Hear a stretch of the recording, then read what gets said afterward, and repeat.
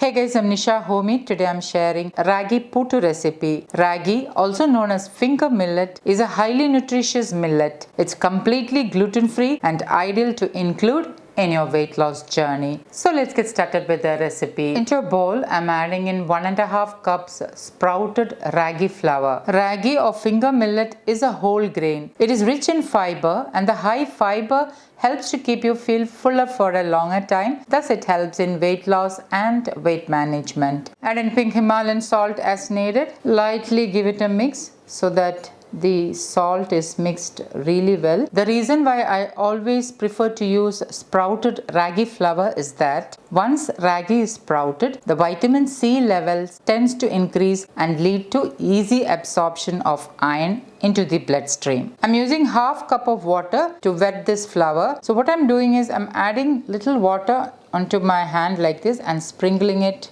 into the flour, and then I'm mixing it with my hand. So each time I add water, I make sure that I mix it like this so that the water is incorporated into the ragi flour. If you don't add the water little by little, the flour may get clumped and it may come into a bigger mass. So you should add water little by little, just as I'm showing in the video. Again, I'm adding in little water onto my hand like this and sprinkling it. And then with my hand, I'm mixing, or rather incorporating the water into the flour. Also make sure that you're using a wide bowl similar to the one I'm using, so that there is space for you to incorporate the water into the flour. Just follow the technique as I'm showing in the video. Also note that the ragi flour I'm using is not roasted. Again, I'm adding in little water and sprinkling it.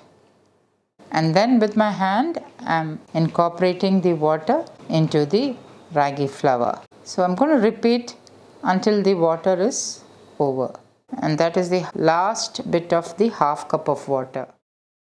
So what I'm doing is, with my fingers, I'm just rubbing it onto the surface of the bowl so that the clumps get dispersed. And slowly you can notice that the clumps are getting smaller and smaller. Alternatively, you can also add this into a dry mixer grinder and pulse it a couple of times. As you can see, the clumps are lesser and the flour is incorporated evenly with the water. If you take a small clump of the dough and lightly press it with your fingers, you can see that it is getting dispersed. When you press it into the surface of the bowl, that is what is happening. This way you can disperse all the clumps which has formed while we were mixing this. To know whether the mix is wet enough, you just need to take a small portion and press it tightly like this, and if it holds the shape, then the mix is wet enough. You can also make this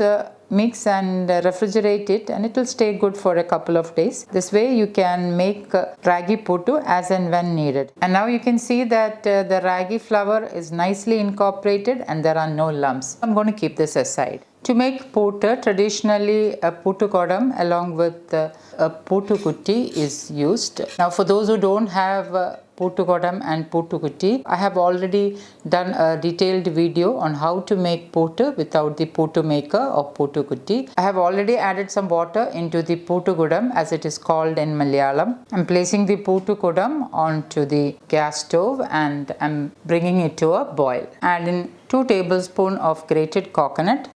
Add in 2 to 3 tablespoons of the ragi mix. Then add 2 tablespoons of the coconut mix. So basically you are layering the coconut and the ragi mix. Lastly, fill it with the coconut. Cover.